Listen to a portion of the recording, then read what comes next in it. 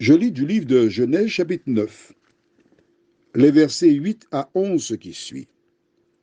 Dieu parla encore à Noé et à ses fils avec lui en disant, Voici, j'établis mon alliance avec vous et avec votre postérité après vous, avec tous les êtres vivants qui sont avec vous, tant les oiseaux que le bétail et tous les animaux de la terre, soit avec tous ceux qui sont sortis de l'arche, soit avec tous les animaux de la terre. J'établis mon alliance avec vous. Aucune chair ne sera plus exterminée par les eaux du déluge, et il n'y aura plus de déluge pour détruire la terre. Prions. Notre Seigneur, notre Dieu, en ce premier jour du mois d'août, nous revenons vers toi.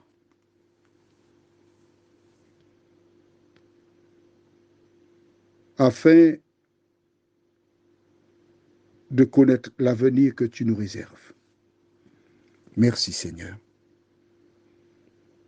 Que le Saint-Esprit nous éclaire, qui nous aide à grandir pour connaître ta parole. Nous t'en prions au nom de Jésus et pour ta gloire éternelle. Amen.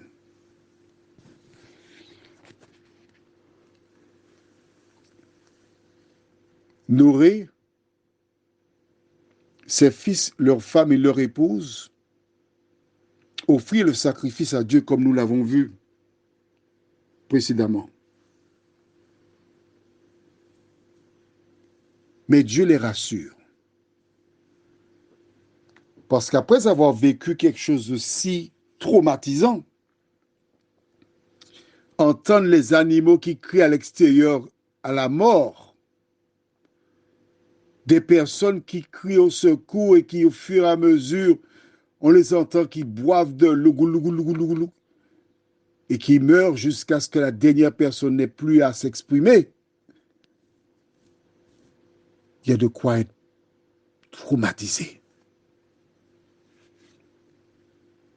De quoi avoir peur. Même s'ils sont en vie, mais ils ne peuvent pas sortir intacts d'une telle situation. Ça me fait penser à mon accident du 13 septembre. Je ne vais pas en parler trop souvent, mais quand mon grand frère, je lui ai posé la question, alors comment ça se passe pour toi? Il m'a dit la nuit, je pleure. J'ai dit, pourquoi pleurer? Tu pleures? Mais non, tu plaisantes. Mais non. Jusqu'à ce que j'arrive chez un expert, l'expert de l'assurance. Et quand l'homme a commencé à me poser des questions, j'ai réalisé que j'étais blessé. Et j'ai commencé à mettre de l'ordre dans mon cerveau. Le fait d'avoir été enfermé dans le véhicule pendant plus de 30 minutes, cela m'a traumatisé. J'ai fait un examen. Quand on a voulu me m'introduire dans un cylindre, j'ai entendu le clac-clac. J'ai dit non, non, je ne peux pas. Non, non, enlevez-moi de là. Je suis sorti. Non, non, non, non, non, pas pour moi.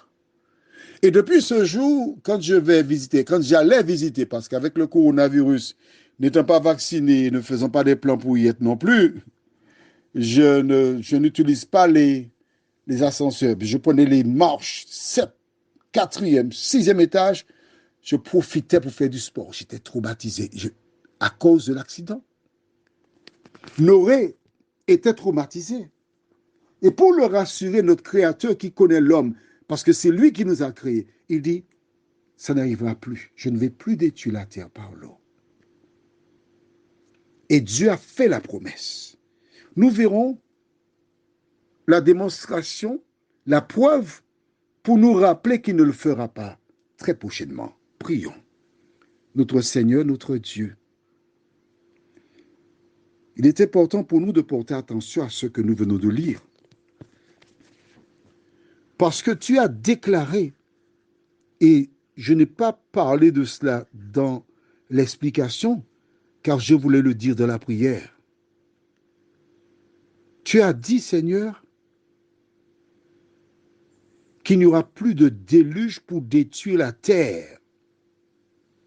Tu n'as pas dit que tu ne détruiras plus, mais tu as dit que tu ne le feras pas par le déluge.